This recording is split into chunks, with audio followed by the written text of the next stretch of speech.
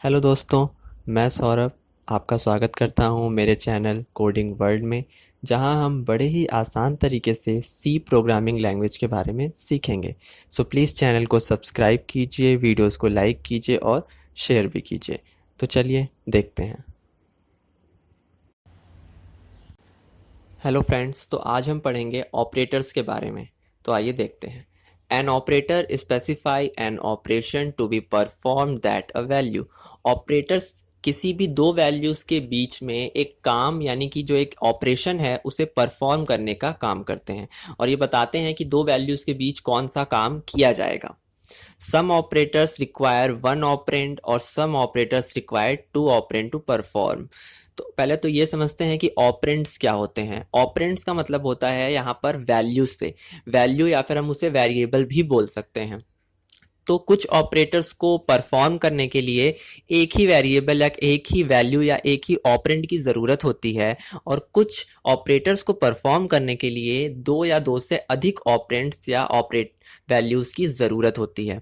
Operators are used in program to manipulate data and variables. Operators का use हम program में manipulate करने के लिए डेटा को करते हैं, मतलब डेटा को चाहे बदलना हो गया, उसमें कोई चीज़ें ऐड करनी हो गई, या वेरिएबल को बदलना हो गया, या उसमें किसी डेटा को ऐड करना हो गया, या फिर उसमें कोई और काम करना हो गया। तो ये सारे काम हम अपने ऑपरेटर्स के थ्रू कर सकते हैं।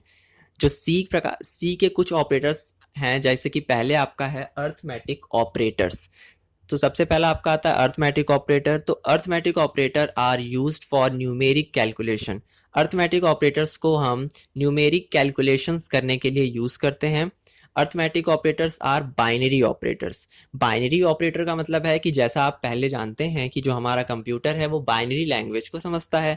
बाइनरी लैंग्वेज मतलब जीरो और वन, यानी कि टू डिजिट वाली डेटा को केवल वो समझ सकता है, या तो जीरो या तो वन। तो इस तरीके से अर्थमेटिक ऑपरेटर्स जो हैं वो बाइनरी ऑपरेटर्स, यानी यहाँ पर सिर्फ कम से कम हमको दो डेटा चाहिए अपने आप को काम में लेने के लिए। तो अर्थमेटिक ऑपरेटर तभी काम किए जाएंगे जब यहाँ पर दो ऑपरेंड्स होंगे, तब जाकर के आप अपने अर्थमेटिक ऑपरेटर्स को एक्सेस कर सकते हैं। तो आपके सामने एक टेबल है जहाँ पे कुछ अर्थमेटिक ऑपरेटर्स के नाम आपके सामने हैं, और वो किस लिए एक्सेस किए जाएंगे वो भी हैं। तो सबसे पहला ऑपरेटर है हमारा प्लस, ऐड भी जिसको बोलते हैं। इसे हम दो ऑपरेंड्स की वैल्यूज को ऐड करने के लिए यूज करेंगे। नेक्स्ट है माइनस, जो कि सब्सट्रैक्ट करेगा। नेक्स्ट है मल्टीप्लिकेशन, ये हमारे दो डेटा को मल्टीप्लाई करेगा। फिर है आपका डिवाइड, जो हमारी टू डेटा को डिवाइड करेगा। नेक्स्ट है आपका परसेंट, जो डिवाइड की तरह ही काम करता है, लेकिन परसेंट और डिवाइड के साइन में एक छोटा सा डिफरेंस है, जो कि हम आगे देखने वाले हैं। तो देखते हैं इसका एक एग्जाम्पल। इन दिस टेबल, इस टेबल के अंदर INT टाइप का एक डेटा टाइप डिक्लेयर किया गया है। A नाम का एक वेरिएबल है जिसको 11 दिया गया है, और B नाम का एक वेरिएबल है जिसे 2 दिया गया है, और फिर इन सारी चीज़ों को यहाँ पर परफॉर्म करके आपके सामने दिखाया गया है। तो आइए देखते हैं कि जो हमारे अर्थमेटिक ऑपरेटर है वो किस तरह से काम करते हैं। सबसे पहला है हमारा प्लस का साइन, a प्लस बी। तो a की वैल्यू हमारे पास 11 है और b की वैल्यू हमारे पास 2 है। तो इस तरीके से a और b की वैल्यू जुड़ेगी तो हमारे पास क्या रिजल्ट आएगा, 13। फिर a माइनस बी, यानी a की वैल्यू 11 है और b की वैल्यू 2 है, तो 11 में से हम 2 निकालेंगे तो हमारे पास 9 बचेगा। फिर नेक्स्ट a इंटू बी, तो a की वैल्यू 11 है और b की वैल्यू 2 है, तो इस तरीके से जब हम इसे मल्टीप्लाई करेंगे तो हमारे पास आएगा 22। फिर नेक्स्ट है आपका a डिवाइड b, तो a की वैल्यू 11 है और b की वैल्यू 2 है, तो जब हम डिवाइड का साइन लगा करके डिवाइड करते हैं तो हमें यहाँ पर भागफल देखने को मिलता है। भागफल को इंग्लिश में कोशेंट भी बोलते हैं। तो जब हम 11 को 2 से डिवाइड करेंगे तो 5 टाइम्स जाएगा, और उसके बाद आपका 1 जो है वो रिमाइंडर बचता है। तो ए को जब हम परसेंट से डिवाइड करते हैं, यानी कि जब हम परसेंट के साइन से किसी दो वैल्यूज को डिवाइड करते हैं, तो वहां पर हमें आंसर के तौर पे रिमाइंडर देखने को मिलता है। तो आप देख सकते हैं कि 11 को जब हमने 2 से डिवाइड किया तो हमारे पास क्या बचा रिमाइंडर, यानी शेषफल बचा 1। तो जब हम डिवाइड का साइन लगाकर डिवाइड करते हैं तो हमें आंसर के तौर पे कोशेंट यानी कि भागफल देखने को मिलता है, और जब हम परसेंट का साइन लगाकर किसी वेरिएबल्स को डिवाइड करते हैं तो वहां पर हमें रिमाइंडर यानी कि शेषफल देखने को मिलता है। यहां पर हमारा डेटा टाइप INT होने की वजह से ये इस वैल्यू को पॉइंट में आंसर नहीं ला सकता, इसलिए ये जो लास्ट डिजिट बचती है उसे वो यहाँ पर एज ए रिमाइंडर के तौर पर सेव कर देता है। तो इस तरीके से ये हमारा एग्जाम्पल था अर्थमेटिक ऑपरेटर्स का, plus minus multiplication division and percent.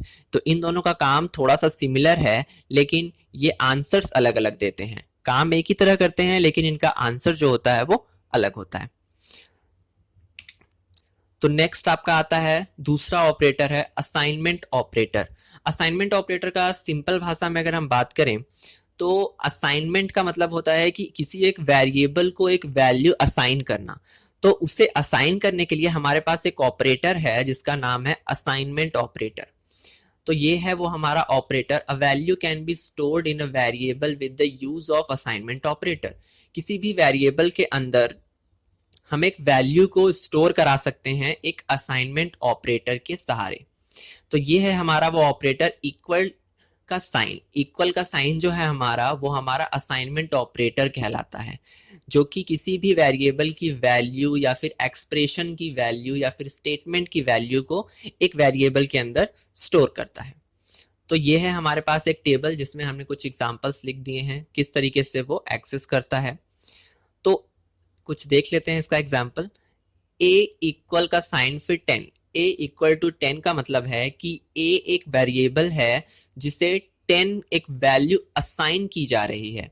तो यहाँ पे आप देख सकते हैं रिजल्ट के तौर पे 10 इज असाइन टू a, मतलब 10 वो वैल्यू है जो कि a नाम के वेरिएबल को असाइन की जा रही है, मतलब उसे दी जा रही है। तो इस तरीके से a नाम के वैल्यू में यानी कि a नाम के वेरिएबल में एक वैल्यू रखी गई जिसका नाम है 10, यानी उसकी वैल्यू 10 हो चुकी है।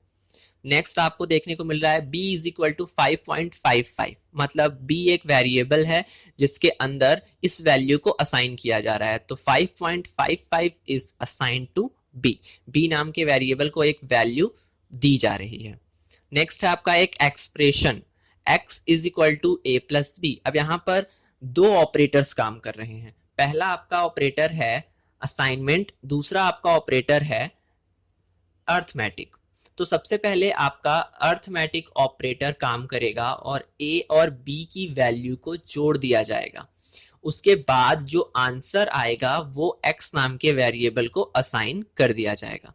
यहाँ पे आप देख सकते हैं वैल्यू ऑफ एक्सप्रेशन, यानी कि इस एक्सप्रेशन की जो वैल्यू होगी यानी जो आंसर होगा, यानी कि a प्लस b को जोड़कर जो आंसर आएगा वो असाइन किया जाएगा x नाम के वेरिएबल को।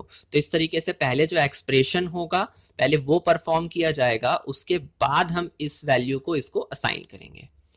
नेक्स्ट है हमारा x इक्वल टू y। अब यहाँ पर हमने देखा कि वैल्यूज को देना, एक एक्सप्रेशन की वैल्यू, अब यहाँ पर एक वेरिएबल की वैल्यू दूसरे वेरिएबल को देना। तो x के इक्वल टू y, यानी कि x नाम के वेरिएबल में y नाम के वेरिएबल की वैल्यू असाइन की जाए।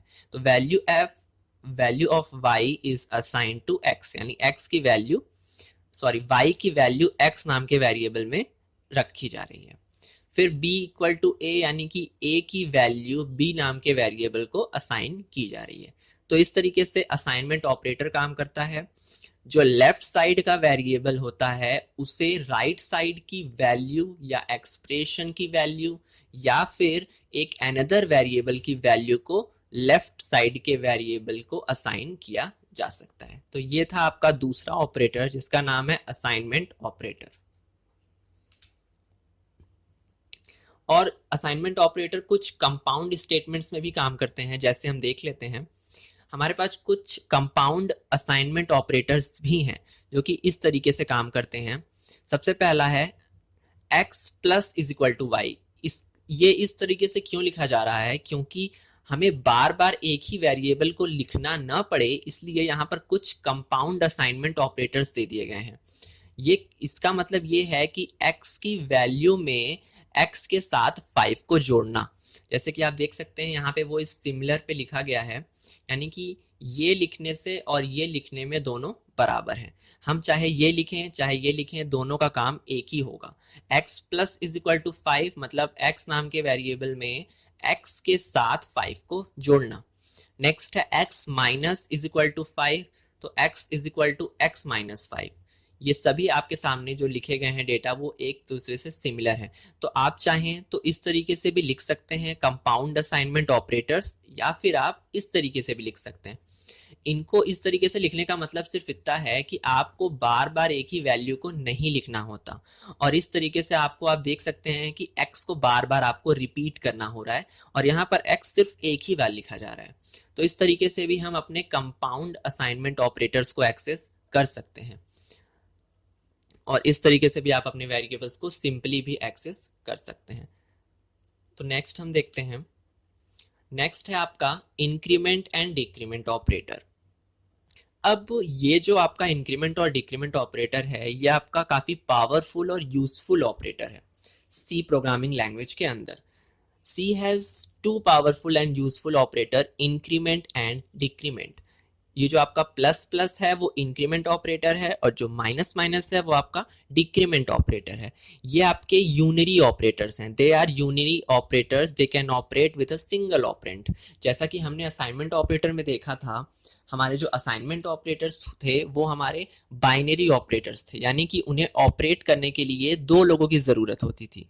और जो हमारा इंक्रीमेंट एंड डिक्रीमेंट ऑपरेटर है, उसे ऑपरेट करने के लिए हमें एक ही ऑपरेंड या वैल्यू की जरूरत होती है। तो यहाँ पर हमें सिर्फ और सिर्फ एक ही वेरिएबल यानी कि यूनरी ऑपरेटर, यूनरी का मतलब होता है एक, बाइनरी का मतलब होता है दो, टर्नरी का मतलब होता है तीन या फिर 3। तो इस तरीके से हम उन्हें भी एक्सेस कर सकते हैं।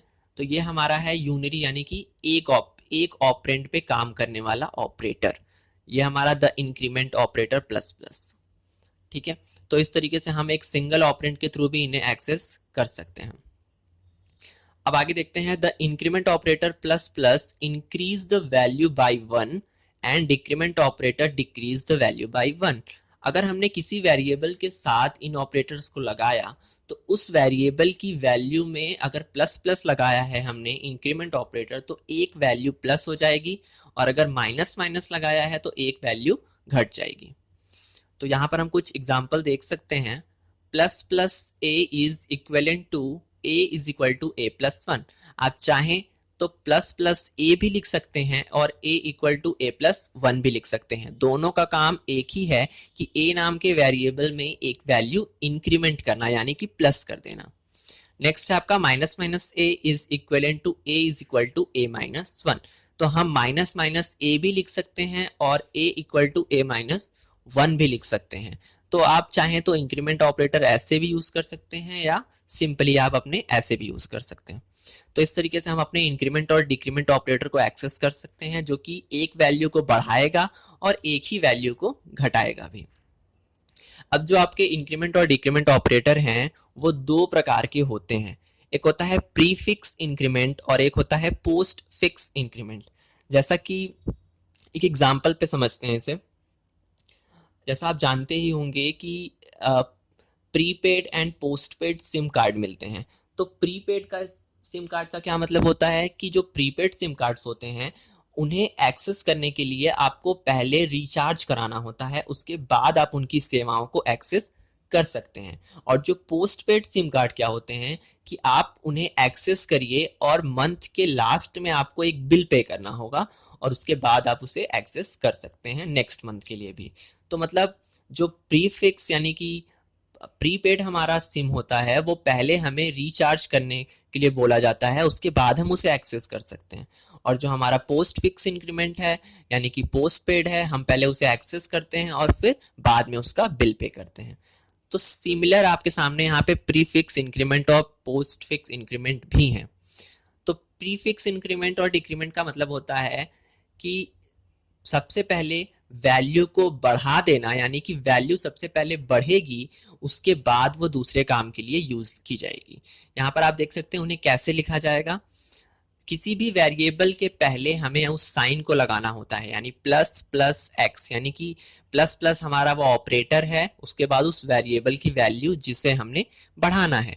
तो जब हम किसी भी वेरिएबल के पहले इंक्रीमेंट ऑपरेटर लगाते हैं या डिक्रीमेंट ऑपरेटर लगाते हैं तो वो प्रीफिक्स इंक्रीमेंट डिक्रीमेंट ऑपरेटर कहलाता है।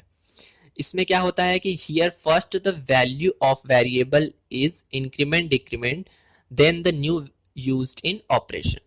यहाँ पर जो पहली वैल्यू है, पहले जो है वो वेरिएबल की वैल्यू को बढ़ा दिया जाएगा, उसके बाद उसे यूज किया जाएगा। तो जैसे आप यहाँ पे एग्जांपल के तौर पे देख सकते हैं, x इज इक्वल टू 3, फिर y is equal two plus plus x. अब यहाँ पर दो ऑपरेटर्स आप देख रहे हैं, एक तो है असाइनमेंट ऑपरेटर, दूसरा है आपका प्लस प्लस यानी इंक्रीमेंट यानी कि प्रीफिक्स इंक्रीमेंट ऑपरेटर। यहां पर सबसे पहले प्लस प्लस एक्स परफॉर्म होगा। क्यों? क्योंकि ये प्रीफिक्स है, तो एक्स की वैल्यू को एक बढ़ाने की बात की जा रही है। तो एक्स की वैल्यू में एक वैल्यू बढ़ गया, तो अब हो गई एक्स की वैल्यू 4। और अब काम क्या होगा कि असाइनमेंट ऑपरेटर इस वेरिएबल की वैल्यू y को असाइन करेगा। तो इतना करने के बाद जो न्यू वैल्यू होगी वो x की होगी 4, क्योंकि प्लस प्लस की वजह से x की वैल्यू को एक बढ़ा दिया गया। और जो वैल्यू ऑफ y होगा वो भी होगा आपका 4, क्योंकि पहले वैल्यू बढ़ी, उसके बाद जाकर के y नाम के वेरिएबल को असाइन किया गया। तो ऐसा इसलिए हुआ क्योंकि ये प्रीफिक्स इंक्रीमेंट था। प्रीफिक्स इंक्रीमेंट में पहले ऑपरेटर अपना काम करता है, यानी इंक्रीमेंट डिक्रीमेंट पहले हो जाएगा, बाकी सारे काम बाद में किए जाएंगे। और इसी का पूरा उल्टा होता है जो वो पोस्ट फिक्स इंक्रीमेंट डिक्रीमेंट में किया जाता है। यहाँ पर पहले वैल्यूएबल की वैल्यू को ट्रांसफर कर दिया जाएगा, यानी कि पहले बाकी सारे काम कर लिए जाएंगे और इंक्रीमेंट और डिक्रीमेंट का काम सबसे लास्ट में किया जाएगा। तो यहाँ पे आप देख सकते हैं x की वैल्यू जो है वो 5 है, फिर y is equal to x plus plus. यहाँ पर पहले x की वैल्यू y को दे दी जाएगी। तो x में क्या है 5, तो x की वैल्यू y को दी गई, तो y की वैल्यू कितनी हो गई 5। और अब क्या कहा गया कि x की वैल्यू को प्लस प्लस करो, तो x की वैल्यू में एक प्लस हो जाएगा, तो अब 5 की जगह पर x की वैल्यू हो जाएगी 6। तो इस तरीके से आप देख सकते हैं now new value x is 6, क्योंकि x की वैल्यू को एक बढ़ा दिया गया, तो x की वैल्यू 6 और y की वैल्यू 5। इसलिए y की वैल्यू 5 है क्योंकि इंक्रीमेंट ऑपरेटर इंक्रीमेंट करने से पहले ही x की वैल्यू को y को ट्रांसफर कर दिया था। तो ये एक छोटा सा एग्जांपल था प्रीफिक्स और पोस्ट फिक्स इंक्रीमेंट में। प्रीफिक्स इंक्रीमेंट जो पहले वैल्यू को बढ़ाते हैं, उसके बाकी बाद में सारा काम करते हैं, और जो पोस्ट फिक्स इंक्रीमेंट डिक्रीमेंट होते हैं वो पहले बाकी सारा काम करते हैं और फिर लास्ट में वैल्यू को घटाते और बढ़ाते हैं। आई होप आपको समझ में आ गया होगा। अगर कोई प्रॉब्लम आपको होती है तो आप मेल कर सकते हैं या कमेंट भी कर सकते हैं। हम इसका एग्जाम्पल भी आगे देखेंगे बहुत जल्द। तो आज की वीडियो में बस इतना ही। अब इसके आगे का टॉपिक हम नेक्स्ट वीडियो में कवर करेंगे।